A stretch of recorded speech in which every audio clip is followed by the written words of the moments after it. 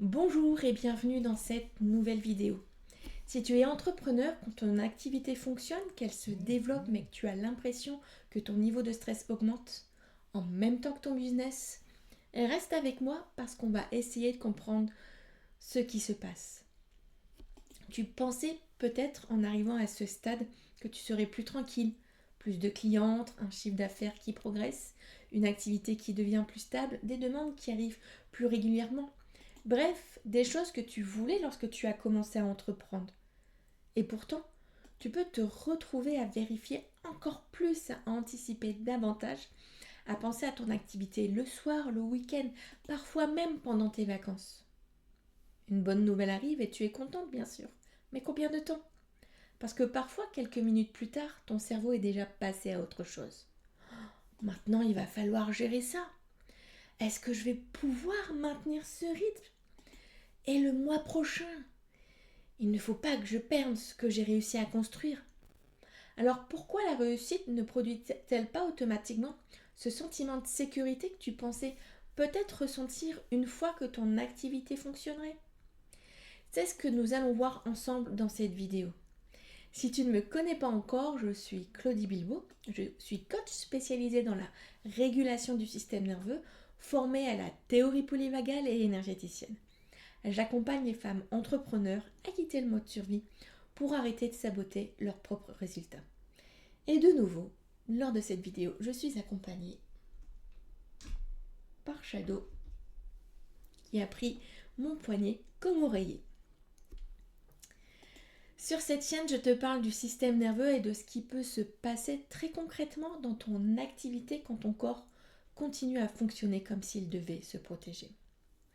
Alors, pense à t'abonner pour ne pas manquer les prochaines vidéos.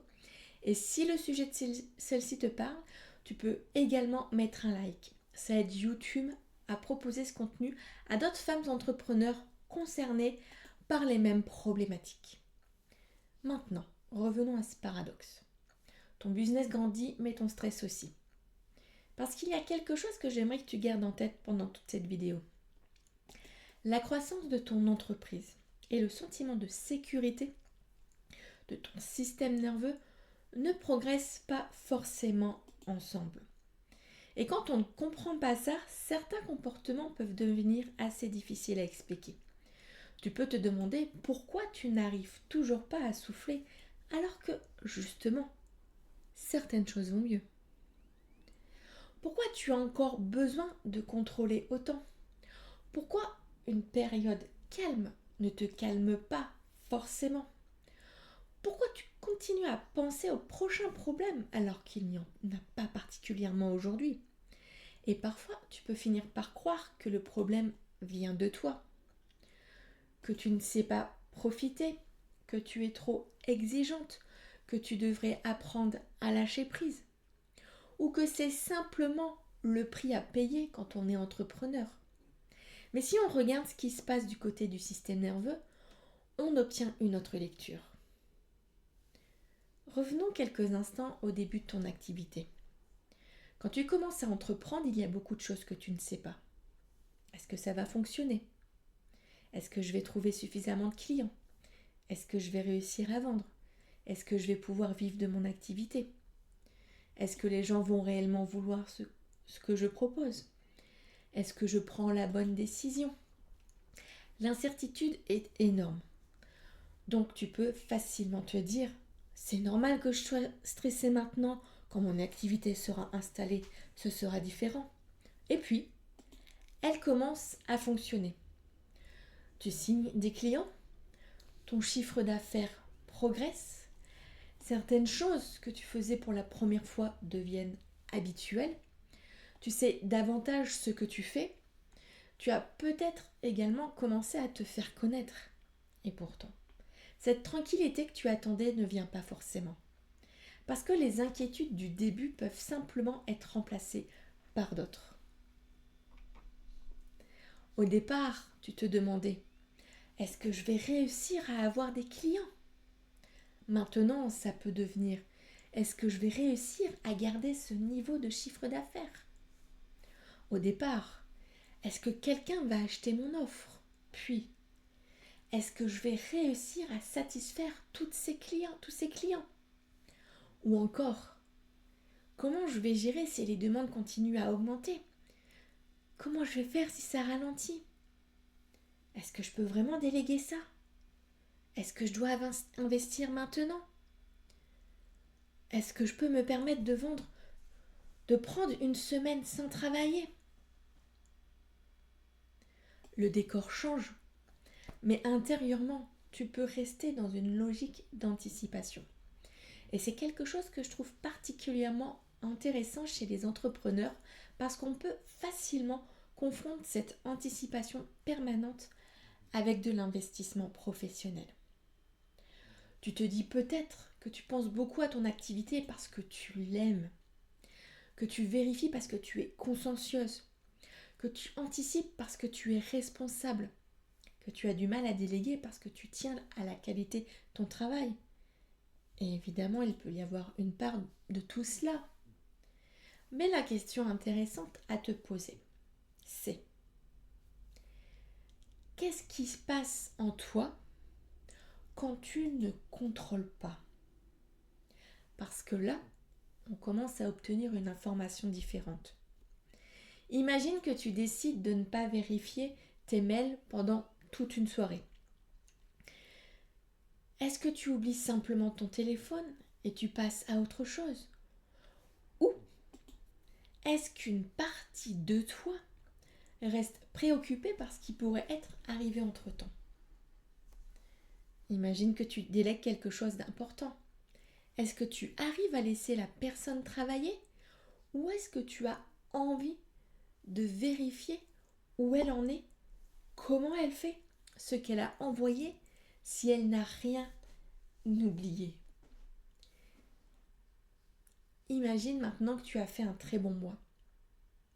Est-ce que tu peux réellement ressentir « C'était un bon mois, je suis contente » ou est-ce que ton cerveau enchaîne rapidement avec « Oui, mais il faut que je fasse au moins pareil le mois prochain ».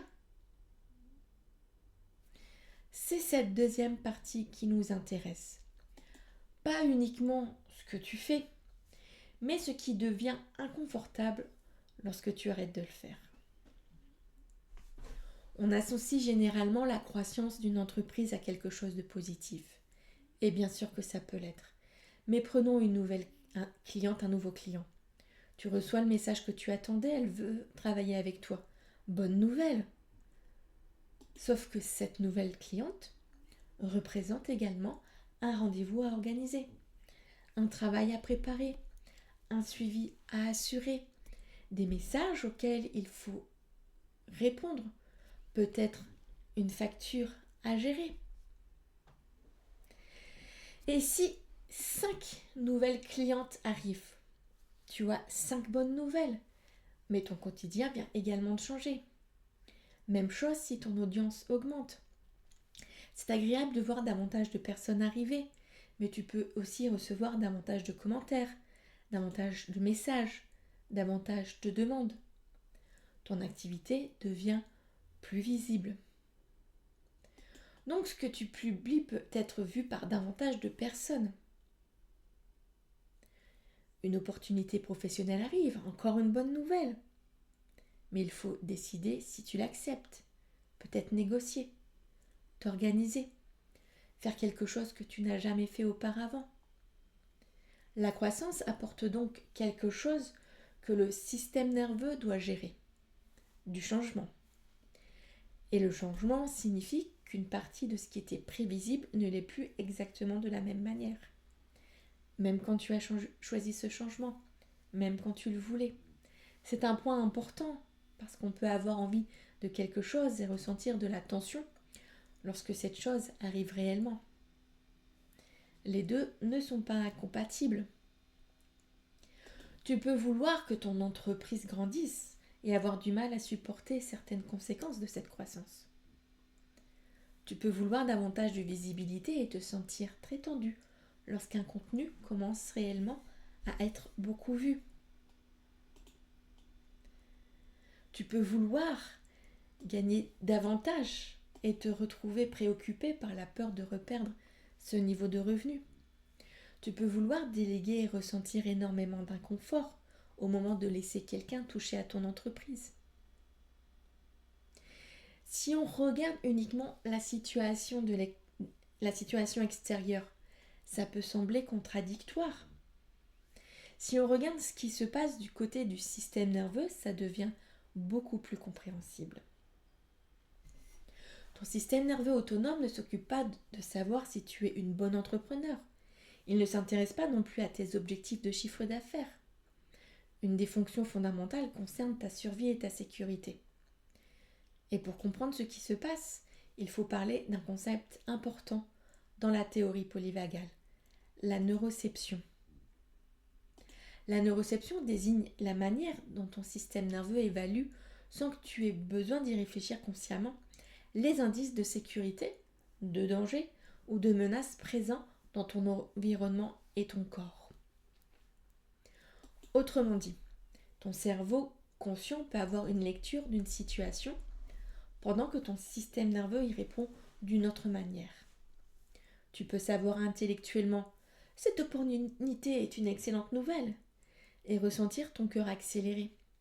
Tu peux penser « j'ai choisi de déléguer parce que j'en ai besoin » et avoir envie de reprendre le contrôle. Tu peux te dire « je suis en vacances, tout va bien » et continuer à ouvrir ta boîte mail. Le fait de savoir consciemment que tout va bien ne commande pas automatiquement une réponse de sécurité au système nerveux. Et c'est là que la réussite professionnelle devient intéressante à observer. Parce que nous avons tendance à penser la sécurité avec notre tête. J'ai plus d'argent, donc je devrais être rassurée. J'ai plus de clientes, donc je devrais avoir moins peur. Mon activité existe depuis plusieurs années, donc je devrais arrêter de m'inquiéter. Mais ton système nerveux ne fait pas ce calcul-là. Il reçoit énormément d'informations. Le changement, l'incertitude, la charge, la nouveauté, les interactions, les conflits éventuels, la responsabilité, la sensation de perdre le contrôle, les expériences précédentes.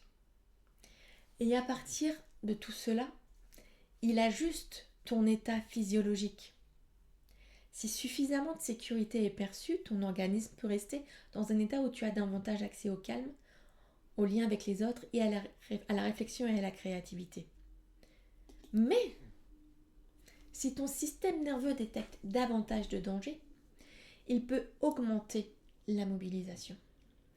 Et cette mobilisation n'est pas forcément spectaculaire. Tu ne vas pas nécessairement faire une crise de panique. Chez une entrepreneur qui a l'habitude de fonctionner comme ça peut être beaucoup plus discret. Tu deviens plus vigilante. Tu anticipes davantage. Tu réfléchis beaucoup. Tu as plus de mal à t'arrêter. Tu contrôles davantage. Tu veux régler rapidement les problèmes. Tu peux devenir plus impatiente. Tu as besoin de savoir. Tu supportes moins l'incertitude. Et parfois, cette mobilisation est même très efficace professionnellement. C'est justement pour ça qu'elle peut passer inaperçue. Et c'est un point sur lequel je veux vraiment insister. Fonctionner avec un système nerveux très mobilisé ne signifie pas forcément être incapable de travailler. Tu peux même être particulièrement performante.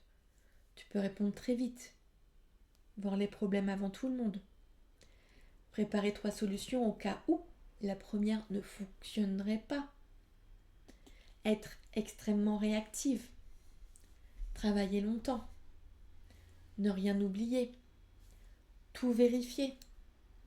Et ton entreprise peut bénéficier de cette capacité pendant un certain temps. Le problème, c'est que tu peux commencer à croire que c'est cette tension qui te permet de réussir. Et là, ralentir devient beaucoup plus compliqué. Parce qu'une partie de toi peut penser « si je relâche, je vais devenir moins efficace. Si j'arrête de tout vérifier, il va forcément y avoir un problème. Si je ne réponds pas rapidement, je vais perdre ce client. Si je prends quelques jours de repos, mon activité va ralentir. Si je ne pense pas à tout, personne ne le fera à ma place. Donc tu continues. Et à chaque fois que ton anticipation permet effectivement d'éviter un petit problème, ça peut renforcer cette manière de fonctionner. Tu avais peur qu'une chose soit oubliée. Tu vérifies, elle n'est pas oubliée. Ton cerveau peut alors retenir « Heureusement que j'ai vérifié !» Mais il est impossible de savoir ce qui se serait passé si tu n'avais pas vérifié. Peut-être absolument rien. Même chose avec les mails. Tu as peur de manquer quelque chose d'important pendant ton week-end. Tu regardes. Il y avait effectivement un message. Tu réponds. Tu ressens un petit soulagement. Et ton système nerveux dispose d'une nouvelle information. Vérifier réduit l'incertitude. Alors le week-end suivant, l'envie de vérifier peut revenir. Petit à petit, ce fonctionnement peut devenir automatique. Maintenant, imagine ce mécanisme alors que ton entreprise continue à se développer. Tu avais 10 choses à surveiller. Tu en as maintenant 20. Tu avais quelques décisions importantes dans le mois. Tu en as maintenant plusieurs chaque semaine. Tu pouvais encore tout faire toi-même. Ça devient de plus en plus compliqué. Ton niveau de responsabilité augmente, mais ton moyen principal pour te sentir rassuré reste le même. Anticiper, contrôler, vérifier, faire. C'est là que le stress peut augmenter en même temps que la réussite. Parce que chaque nouveau niveau de croissance vient se poser sur un système qui était peut-être déjà très mobilisé. Et extérieurement, tu ne peux rien voir de problématique. Tu avances, tu fais ton chiffre, tu réponds à tes clients. Tu continues à développer ton activité, mais intérieurement, tu dois fournir de plus en plus d'efforts pour maintenir tout ça. Et surtout, quelque chose commence parfois à disparaître, la capacité à réellement sortir du travail.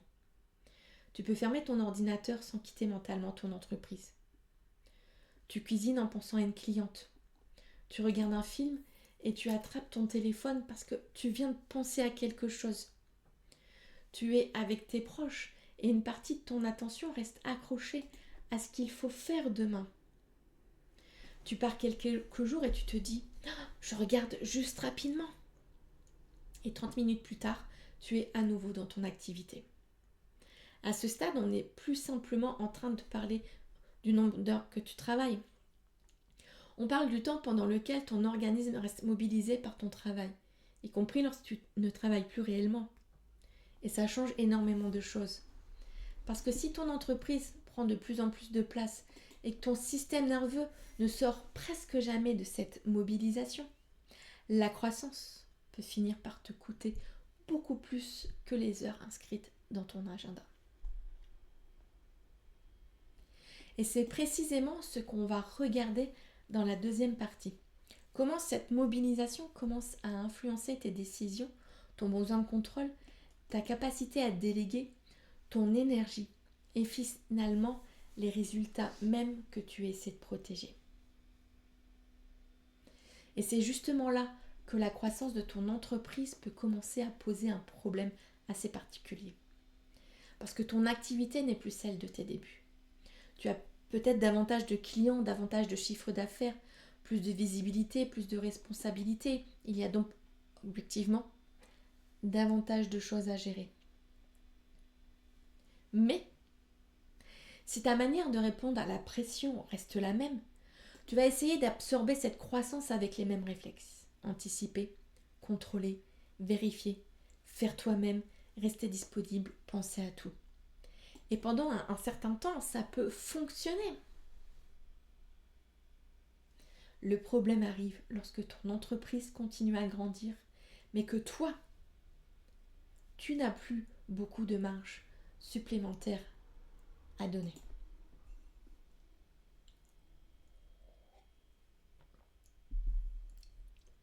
Il y a une différence assez importante entre le stress du début et celui qui peut apparaître lorsque ton activité fonctionne. Au début, tu essaies surtout d'obtenir quelque chose, tes premiers clients, tes premières ventes, un revenu régulier, davantage de visibilité, une activité qui commence enfin à prendre sa place. Mais une fois que tu as obtenu certaines de ces choses, un nouvel enjeu apparaît, les conserver. Et ça peut complètement modifier ta manière de vivre ton entreprise. Imagine que pendant plusieurs mois, tu cherchais à atteindre un certain niveau de chiffre d'affaires. Tu y arrives.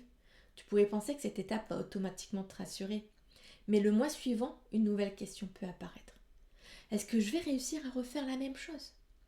Et là, ce chiffre que tu regardais auparavant comme un objectif peut devenir une référence en dessous de laquelle tu n'as plus envie de descendre.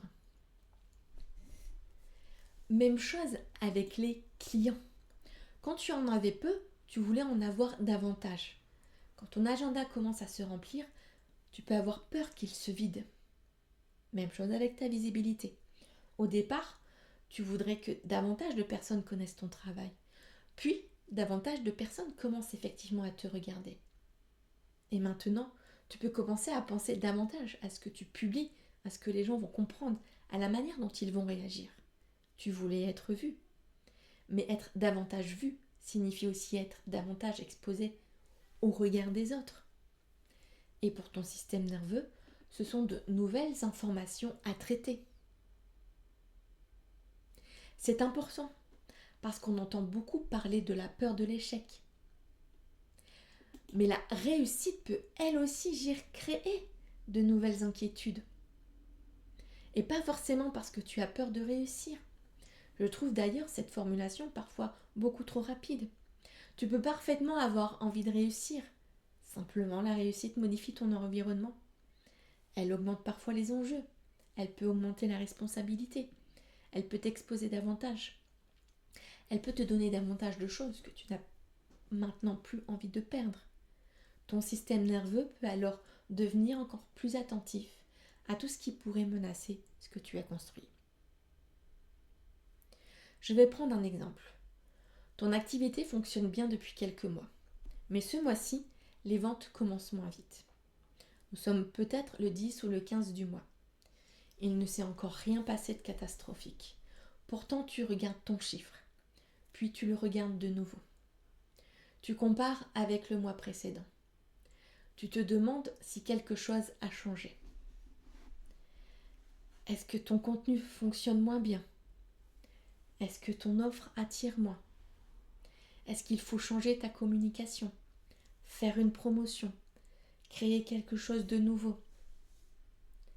Et plus tu regardes ce chiffre, plus la baisse momentanée prend de la place dans ta tête. Alors tu commences à agir. Le problème, c'est que tu peux parfois agir non pas parce que ton entreprise a réellement besoin d'un changement, mais parce que toi, tu as besoin que l'incertitude s'arrête. Et les deux peuvent se ressembler énormément. Dans les deux cas, tu vas faire quelque chose. Modifier, tester, décider, relancer, créer. Mais l'état depuis lequel tu prends cette décision n'est pas le même. Si ton système nerveux est très mobilisé, il peut chercher avant tout une sortie rapide à la confort. Et c'est ici qu'on retrouve le lien direct avec les résultats de ton entreprise. Parce qu'une stratégie a parfois besoin de temps. Une offre a parfois besoin d'être répétée. Une communication a parfois besoin d'être observée sur plusieurs semaines avant de conclure qu'elle ne fonctionne pas. Si chaque baisse ou chaque résultat inhabituel déclenche immédiatement un changement, tu peux finir par modifier tellement de choses que tu ne sais même plus ce qui fonctionne réellement. Tu changes ton message, puis ton offre, puis ton contenu, puis ton tarif, puis ta stratégie. Et tu peux finir par penser que tu as un problème de stratégie, alors qu'une partie du problème vient peut-être de ta difficulté à rester suffisamment longtemps dans l'incertitude pour observer ce qui se passe. Voilà un exemple très concret de sabotage des résultats. Pas un sabotage conscient. Tu ne te lèves évidemment pas le matin en te disant « Aujourd'hui, je vais empêcher mon entreprise de fonctionner ». Tu essaies au contraire de la protéger. Mais à force de vouloir supprimer rapidement chaque signal d'incertitude, tu peux prendre des décisions qui rendent ton activité moins stable. Et parfois, c'est exactement l'inverse. Tu ne changes pas tout, tu ne changes rien. Imagine que tu sais depuis plusieurs semaines qu'une décision doit être prise. Peut-être augmenter tes tarifs, arrêter une offre qui te prend énormément de temps, investir dans quelque chose, refuser une demande, avoir une conversation difficile, faire évoluer ton organisation. Tu sais que le sujet existe, tu y penses régulièrement, mais tu ne te décides pas. Tu te dis, je vais encore réfléchir. Tu cherches une information supplémentaire. Tu compares, tu demandes un avis, puis un autre. Tu attends le bon moment. Et pendant ce temps-là, la décision reste ouverte dans ta tête. Là encore, il faut regarder ce que produit l'incertitude. Parce que certaines décisions n'offrent jamais 100% de certitude. Tu peux avoir des chiffres, des informations, une stratégie, des conseils. Mais à un moment, tu dois décider sans connaître parfaitement le résultat. Et si cette absence de garantie est vécue comme très inconfortable, repousser la décision peut temporairement diminuer la pression. Aujourd'hui, tu ne décides pas. Donc aujourd'hui, tu ne prends pas le risque. Sauf que ne pas décider a aussi des conséquences. Si tu repousses une augmentation de tarif pendant 3 mois alors que ton tarif n'est plus adapté, il y a un coût financier. Si tu gardes une offre qui prend énormément de temps alors que tu sais qu'elle doit évoluer, il y a un coût en énergie et en disponibilité. Si tu évites une conversation nécessaire, le problème peut continuer à prendre de la place. Si tu repousses une décision stratégique, un projet peut rester bloqué. Donc on retrouve encore une fois la même chaîne. Il y a quelque chose d'observable, la décision est repoussée. Il peut y avoir derrière une difficulté à tolérer l'incertitude ou le risque perçu.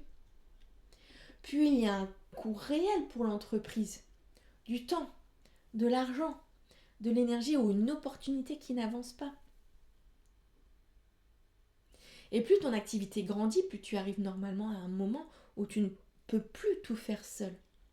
Tu peux être extrêmement organisé. Tu peux travailler vite. Tu peux avoir de bons outils.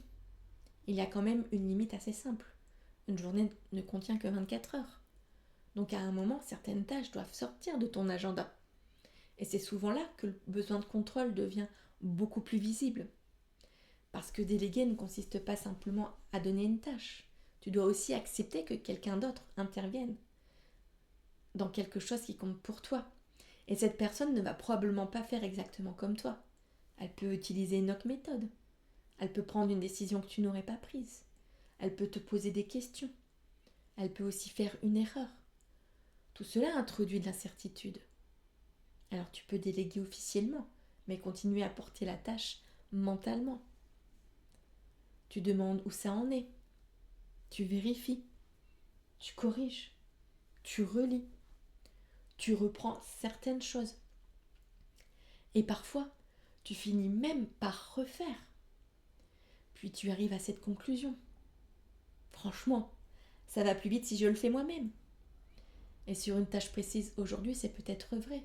Mais si tu utilises cette conclusion pour reprendre systématiquement ce que tu pourrais déléguer, regarde ce qui se passe 6 mois plus tard. Ton activité grandit. Mais énormément de choses reposent surtout sur toi. Donc chaque nouveau client, chaque nouveau projet, chaque nouvelle étape vient encore augmenter ta propre charge. Tu deviens progressivement le point de passage obligatoire de ton entreprise. Et là, le coût business est énorme. Parce que ton entreprise ne peut grandir qu'à la vitesse de ce que toi, Tu peux absorber. Tu peux acheter de nouveaux outils, créer de nouvelles offres, chercher davantage de clients. Mais si tout finit toujours dans ton agenda ou dans ta tête, la croissance finit nécessairement par rencontrer ta capacité personnelle. Et c'est là qu'un mécanisme destiné à te rassurer peut finir par freiner exactement ce que tu essaies de développer. Il y a également quelque chose qui peut évoluer avec la croissance, ton rapport à l'erreur. Quand peu de personnes regardent ce que tu fais, publier quelque chose d'imparfait peut être inconfortable. Mais lorsque ton audience grandit, l'enjeu peut sembler différent. Plus de personnes vont voir, peut-être des clients, des prospects, des partenaires, des personnes de ton secteur. Alors tu peux commencer à relire davantage, à hésiter davantage, à vouloir être certaine de ne rien dire de travers. Et ce mécanisme peut prendre énormément de temps. Tu prépares quelque chose en 1 heure, puis tu passes encore 1 heure à le vérifier. Tu pourrais publier aujourd'hui. Tu repousses à demain parce que tu veux encore modifier quelque chose. Tu as une idée intéressante, mais tu commences à imaginer toutes les critiques possibles avant même de l'avoir exprimée. À nouveau, ton intention peut être parfaitement compréhensible. Tu veux protéger ton image. Tu veux faire du bon travail. Tu veux être professionnel. Mais si le besoin d'éviter toute erreur devient trop important, il peut finir par réduire ta capacité à agir. Et une entreprise a besoin d'action. Elle a besoin de tests. Elle a besoin de décisions qui ne seront pas toutes parfaites. Elle a besoin de contenus qui ne fonctionneront pas tous. Elle a besoin d'offres qui vont évoluer. Elle a besoin que tu puisses recevoir un résultat différent de celui que tu espérais, sans remettre immédiatement tout ton travail en question. Sinon, une énorme partie de ton énergie finit par être utilisée pour éviter l'erreur au lieu d'avancer.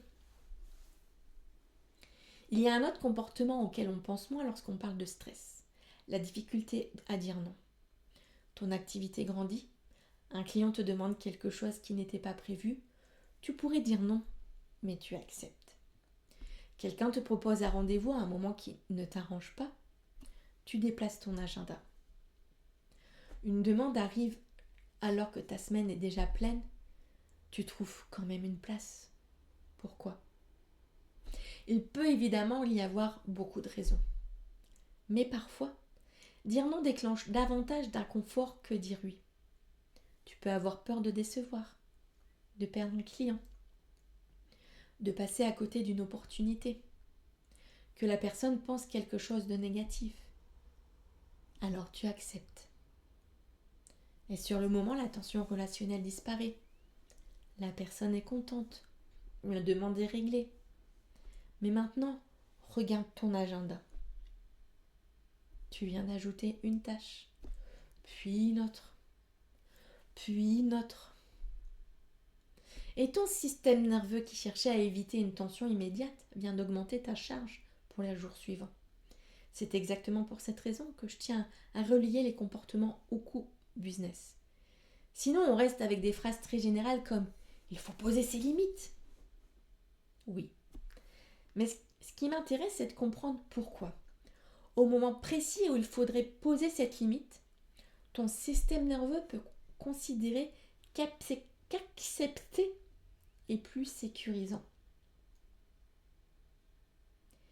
Parce qu'à partir de là, on comprend beaucoup mieux pourquoi connaître intellectuellement ses limites ne suffit pas toujours à les respecter. Maintenant, ajoutons tout ça. Les décisions auxquelles tu continues à penser, les choses que tu vérifies, les tâches que tu gardes, les demandes auxquelles tu as dit oui, les chiffres que tu surveilles, les scénarios que tu anticipes. Tu peux arrêter de travailler à 18h, mais ton activité ne quitte pas forcément ton esprit à 18h. Et cette différence est importante, parce qu'il y a le temps de travail visible. Et puis il y a tout le temps pendant lequel ton système nerveux reste mobilisé par ton activité. Tu peux être en train de préparer le dîner et repenser à un mail. Être sous la douche et réfléchir à une décision. Regarder un film et ouvrir ton téléphone pour vérifier quelque chose. Te coucher et commencer à organiser mentalement le lendemain. Tu ne travailles pas officiellement, mais tu ne récupères pas complètement non plus. Et si ce fonctionnement se répète jour après jour, tu peux commencer chaque nouvelle journée avec un peu moins de marge. Alors, certaines choses deviennent plus difficiles. Une décision simple te demande davantage d'énergie. Un imprévu t'agace beaucoup plus vite. Une demande supplémentaire te paraît énorme. Tu as moins de patience, moins de disponibilité mentale et parfois moins de créativité. Puis comme tu as moins de marge, tu peux essayer de reprendre encore davantage le contrôle pour éviter les imprévus. Et le cercle continue. On peut maintenant remettre toutes les pièces ensemble. Ton activité grandit. Cette croissance apporte davantage de changements, de responsabilités et d'incertitudes. Ton système nerveux se mobilise davantage. Pour retrouver une sensation de contrôle, tu peux vérifier, anticiper, repousser certaines décisions, en prendre d'autres beaucoup plus rapidement, garder des tâches que tu pourrais déléguer ou accepter des demandes alors que ton agenda est déjà plein. Tous ces comportements peuvent apporter un soulagement à court terme. Mais chacun peut également avoir un coût. Tu vérifies, tu perds du temps. Tu gardes tout, tu limites ta capacité à déléguer. Tu repousses, certains projets n'avancent pas. Tu décides sous pression, tu risques de modifier trop rapidement ce qui avait besoin d'être observé. Tu acceptes trop, ta charge augmente. Tu restes mentalement connecté au travail, ta récupération diminue. Et lorsque ta récupération diminue, tu disposes de moins de ressources pour les prochaines décisions. C'est comme ça que le système nerveux peut finir par intervenir dans les résultats de ton entreprise. Et c'est également pour ça que mon travail avec les femmes entrepreneurs ne consiste pas simplement à leur dire de se détendre. Parce que si tu as construit une partie de tes résultats grâce à ta capacité à anticiper, contrôler et tenir sous pression, lâcher prise n'est pas une réponse. Ton système nerveux a de bonnes raisons d'avoir appris à fonctionner comme ça. La question est de comprendre ce qu'il essaie de protéger et de lui permettre progressivement de retrouver d'autres repères. Parce que c'est également un piège. Tant que les résultats sont là, tu peux penser que tout va bien. Tu es fatigué, mais ton activité avance. Tu travailles beaucoup, mais ça rapporte. Tu as du mal à décrocher, mais après tout, tu es entrepreneur. Tu contrôles beaucoup, mais au moins les choses sont faites correctement. Et il peut être tentant d'attendre qu'un vrai problème apparaisse pour regarder ce fonctionnement. Mais justement, tu peux observer ce qui se passe avant. Pas parce qu'il faut dramatiser chaque période chargée. Il y aura toujours des moments plus intenses dans une entreprise. Une semaine de lancement n'a pas le même rythme qu'une semaine ordinaire. Un gros projet peut demander davantage de mobilisation pendant quelques jours. Ce qui est intéressant, c'est ce qui se passe après. Est-ce que ton système nerveux sait redescendre lorsque la période est terminée? Est-ce que tu peux retrouver un rythme différent? Est-ce que tu peux profiter d'une bonne nouvelle sans immédiatement chercher la prochaine menace? Est-ce que tu peux laisser une tâche à quelqu'un d'autre sans la continuer mentalement?